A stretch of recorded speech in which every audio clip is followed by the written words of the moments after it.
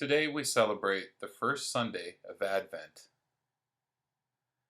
And Advent is the time when we prepare and wait for Jesus to come. How did and how will Jesus come? Well, he came the first time through his birth on Christmas Day. And he will come again at the end of the world.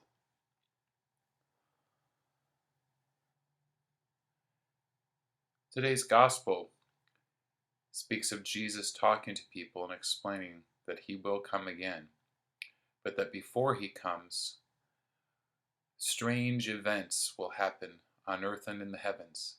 For example, the waters will overflow. The world will basically be collapsing. And today's gospel made me think of something about the Christian people living in the Middle East.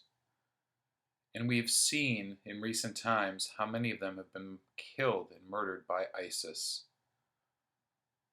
And if you can imagine just for one moment, while you're watching my vlog, right now at this very minute, there are Christians in Iraq or Syria fearing for their lives because they know that ISIS is seeking them out. And that right now, there are some Christians whose windows and doors are being broken open and they're being dragged out into the street. So right now, they are going to face their death. They are going to meet Jesus. And think about how hard it must be for them to keep their strength and to continue praying. Like Jesus tells us today that we need to pray for strength. And people crying and in need, they find it too hard to pray. And that's why it's so important that we here pray for them. Pray for those Christians in the Middle East that need our help. We need to pray that they can keep their strength until they face death and martyrdom. During Lent, Pope Francis challenged all of us, invited all of us, to look at our attitude of indifference. Indifference simply means becoming disconnected and dispassionate about what goes on around us with poor people, needy people.